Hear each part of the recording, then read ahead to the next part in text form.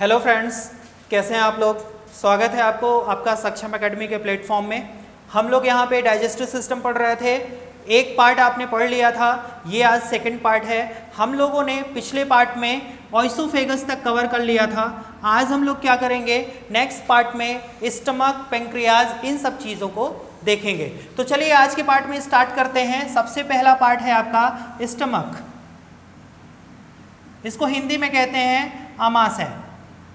ध्यान रखिएगा, ये जो आपका पार्ट है ये पार्ट फैक्चुअल पार्ट है और इस पार्ट में आपको सारे फैक्ट याद करने पड़ेंगे।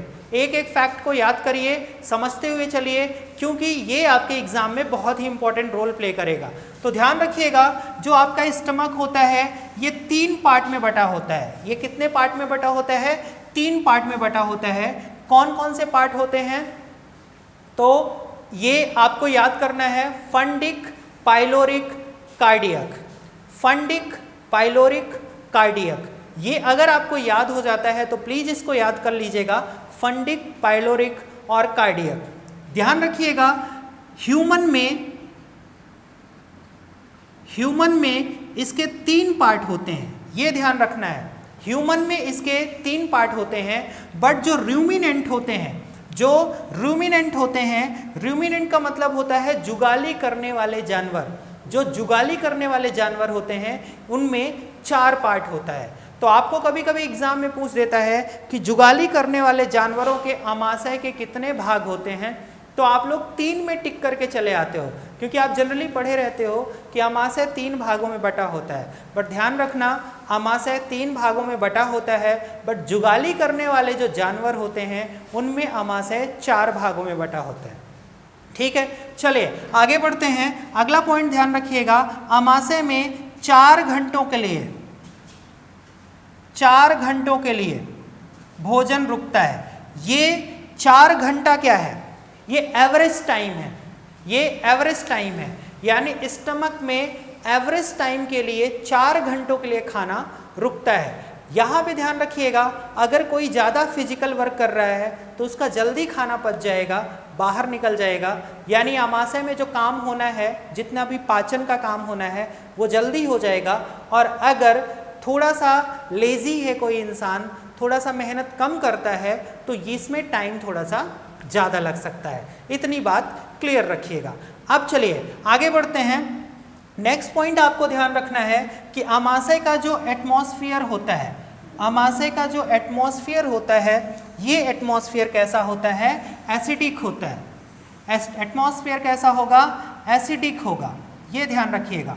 और एसिडिक किसके कारण होता है, ये अब आपको ध्यान रखना है। तो एसिडिक होता है HCl के कारण। किसके कारण?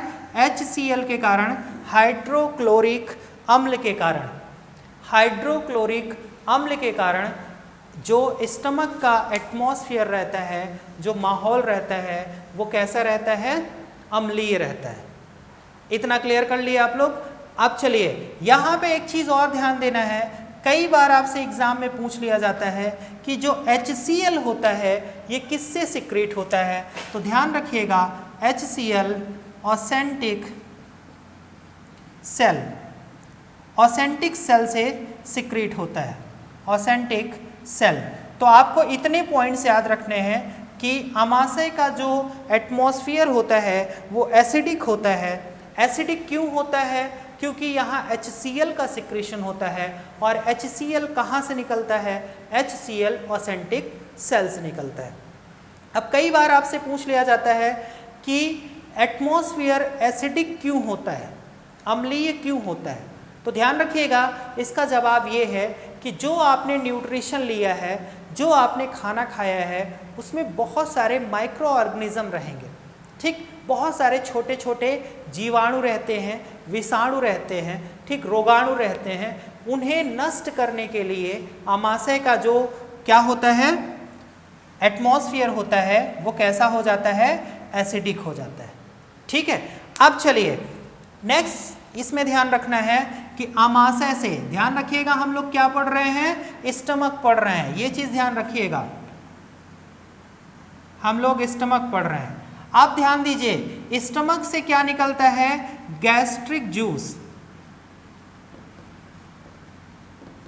गैस्ट्रिक जूस निकलता है, इसे हिंदी में जठर रस बोलते हैं, जठर रस बोलते हैं। ठीक, गैस्ट्रिक जूस निकलता है। अब यहाँ पे गैस्ट्रिक जूस जो होगा वो कैसा होगा, अगर आपसे एग्जाम में पूछ दिया गया तो अभी आपने पढ़ा कि गैस्ट्रिक जूस कैसा होता है, एसिडिक होता है। कैसा होता है, एसिडिक होता है। अब कई बार आपसे पूछ देगा कि इसका पीएच कितना होता है, तो ध्यान रखिएगा इसका पीएच 1.8 से 3.5 तक हो सकता है। ठीक, ध्यान रखिएगा 3.5 से अगर ज़्यादा होता है तो ये एक्सट्रीम कंडीशन हो जाएगी और अल्सर कॉज हो सकता है, यानी आपके स्टमक में छाले पड़ सकते हैं। ठीक, तो मैक्सिमम अगर कोई देखे तो 3.5। ठीक, ये जो है ये रेंज करता है, इसमें क्या करेगा, रेंज करेगा 1.8 से 3.5 तक, ये क्या करेगा, रेंज करेगा। ठीक, इससे अगर ज़्यादा होगा तो दिक्कत होगी और कम होगा तो क्या होगा, बैक्टीरिया वायरस जनरली नष्ट नहीं होंगे या आपका जो भोजन है वो अच्छी तरह से नहीं पचेगा। ठीक, ये देखिए ये कौन सा पीएच है, ये आप अगर पीएच स्केल में देखें तो ये क्या है, एसिड है, ये क्या है, एसिड है। ठीक, अब चलिए यहाँ पे देखते हैं कि आपका जो जठर रस होता है, ठीक, जो जठर रस होता है ये क्या करता है, तो ध्यान रखिएगा जो आपका जठर रस है, जो आपका गैस्ट्रिक जूस है, गैस्ट्रिक जूस, ये गैस्ट्रिक जूस क्या करेगा, एंजाइम निकालेगा। और कितने तरह के एंजाइम निकालेगा, 1 और 2, 2 एंजाइम आपको पढ़ने हैं। कौन कौन से होंगे थोड़ा समझिएगा, एक होगा पेप्सिन और दूसरा होगा रेनिन। ठीक, एक होगा पेप्सिन और दूसरा होगा रेनिन। ठीक, अब पेप्सिन और रेनिन ये दोनों को आपको पढ़ना है। तो यहाँ पे ध्यान दीजिएगा, जो पेप्सिन है ये प्रोटीन को पेप्टोन में बदल देगा, ये प्रोटीन को किस में बदल देगा, पेप्टोन में बदल देगा। ठीक, और जो रेनिन है ये क्या करेगा, कैसिन को, ठीक, या कैसिनोजन को, लिख लीजिएगा, कैसिनोजन को कैल्शियम पैरा कैसिनेट में बदल देगा, कैल्शियम पैरा कैसिनेट में बदल देगा। इतनी बातें आप लोग याद रखिएगा, यानी जो आपका रेनिन होगा ये कैसिनोजन को कैल्शियम पैरा कैसिनेट में चेंज कर देगा। इतनी बातें आपको ध्यान में रखना है। ठीक है, इतनी बातें अगर आपने ध्यान में रख लिया है तो ये आपको पूरी तरह से इतना पार्ट आपका क्लियर हो गया है। अब ध्यान रखिएगा, कभी कभी आपसे पूछ देता है कि दूध से दही में बदलना किस एंजाइम का काम है, तो ध्यान रखिएगा ये रेनिन ही आप लोग को ध्यान रखना है। क्या ध्यान रखना है, रेनिन, क्योंकि जब आप दूध देखते हैं तो दूध में कैसिन होता है या कैसिनोजन होता है और दही में क्या होता है, कैल्शियम पैरा कैसिनेट होता है, कैल्शियम पैरा कैसिनेट होता है। तो आई होप आपको इतना समझ में आ गया होगा। अब चलिए बढ़ते हैं कहाँ, लीवर की तरफ। ठीक है, तो अब आपने देखा कि स्टमक में जितना काम होना था वो स्टमक में हो गया। अब खाना निकल के यहाँ से आएगा और यहाँ पे पहुँचेगा। ठीक, ये जो पार्ट होता है, ये पार्ट क्या होता है, ये छोटी आंत का सबसे शुरुआती पार्ट होता है जिसको हम लोग डेड्यूनम बोलते हैं, पक्वाशय बोलते हैं। तो अब खाना पक्वाशय में पहुँचेगा और पक्वाशय में क्या होगा, लीवर से निकल के जो जूस है वो यहाँ पहुँचेगा और पेंक्रियास से भी निकल के जूस यहाँ पे पहुँचेगा। तो अब सबसे पहला हमारा काम है कि लीवर को पढ़ना। तो चलिए हम लोग पढ़ते हैं लीवर यानी यकृत। अब ध्यान दीजिएगा, लीवर यानी यकृत ये जो है ये हमारे बॉडी की सबसे बड़ी ग्रंथि है।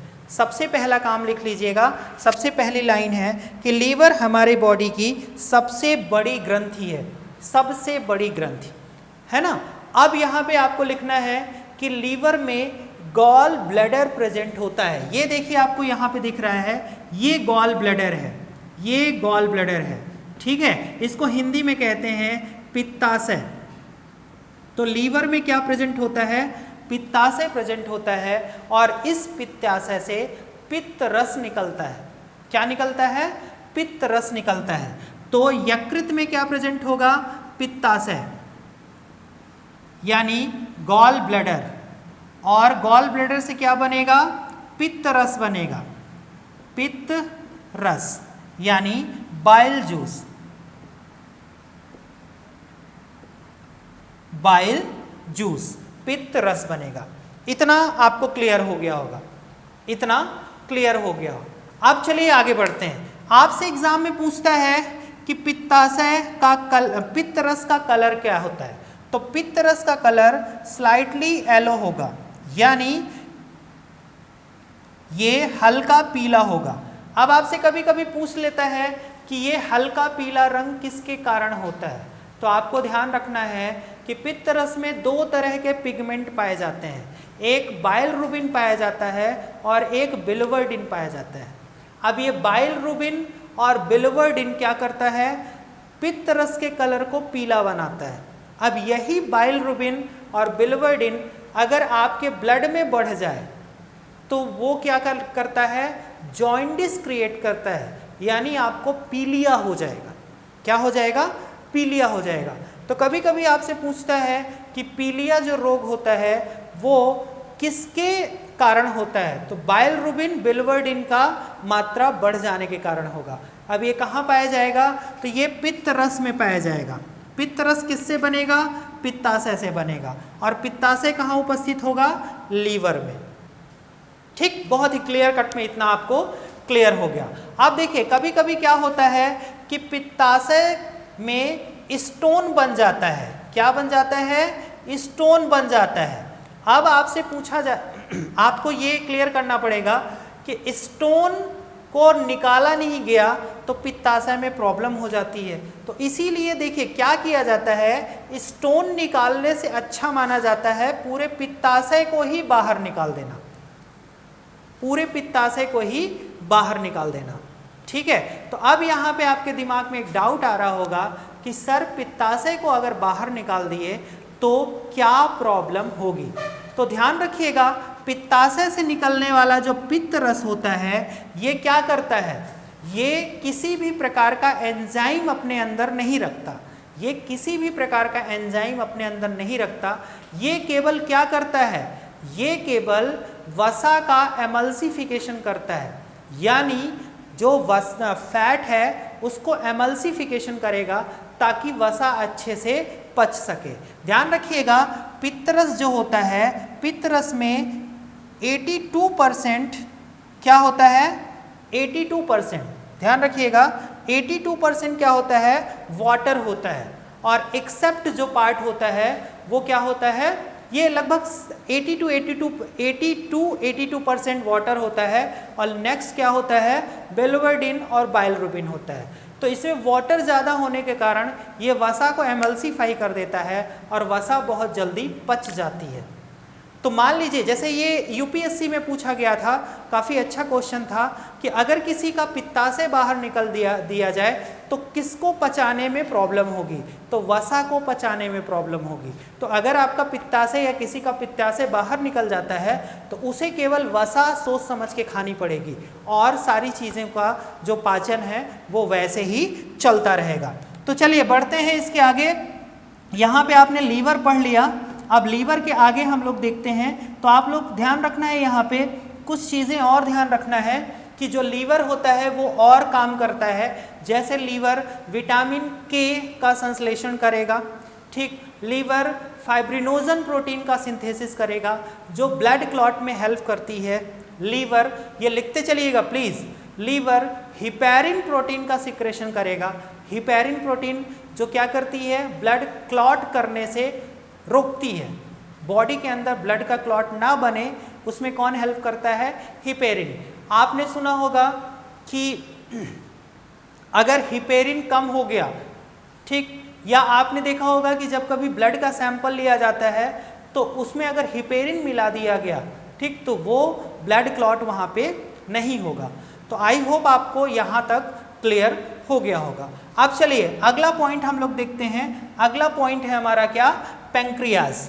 तो चलिए पढ़ते हैं पैंक्रियाज को। इतना क्लियर करते चलिएगा, ठीक है। नेक्स्ट पार्ट है आपका पैंक्रियाज। तो ध्यान दीजिएगा, पैंक्रियाज जो है ये आपके बॉडी की दूसरी सबसे बड़ी ग्रंथि है। ये आपके बॉडी की दूसरी सबसे बड़ी ग्रंथि है, ठीक है। और यहां से 3 तरह के एंजाइम निकलते हैं। कितने एंजाइम निकलते हैं? 3 प्रकार के एंजाइम यहां से निकलेंगे। अब देखिए पैंक्रियाज जो होता है, इससे निकलने वाला जो जूस होगा वो पैंक्रियाटिक जूस होगा। ये कौन सा जूस होगा? ये पैंक्रियाटिक जूस होगा, ठीक है। अब आपसे कई बार पूछा जाता है इसका पीएच कितना होता है, तो इसका पीएच कितना होगा? इसका पीएच होगा 8.3 मैक्सिमम इसका पीएच कितना होगा? 8.3 होगा, ठीक है। अब कई बार आपसे पूछा जाएगा कि इसका पीएच 8.3 है तो इसका एटमॉस्फेयर कैसा होगा? तो ये बेसिक एटमॉस्फेयर का होता है। सॉरी, मैंने शायद आपको जठर जो आपका लीवर का है, बाइल जूस है, उसका पीएच अगर आपको नहीं मालूम है तो प्लीज़ रिवर्स जाके वहाँ पे लिख लीजिएगा। उसका पीएच है 7.7, ठीक। यहाँ पे इसका पीएच क्या है? 8.3, ठीक। अब ये क्या करेगा? ये जितना भोजन है उसको बेसिक कर देगा। और ध्यान रखिएगा, जब तक आपके भोजन को बेसिक एटमॉस्फेयर नहीं मिलेगा तब तक वो पूरी तरह से पचेगा नहीं, ठीक है। अब आपसे एग्जाम में पूछा जाता है कि पैंक्रियाज में कितने तरह के एंजाइम पाए जाते हैं?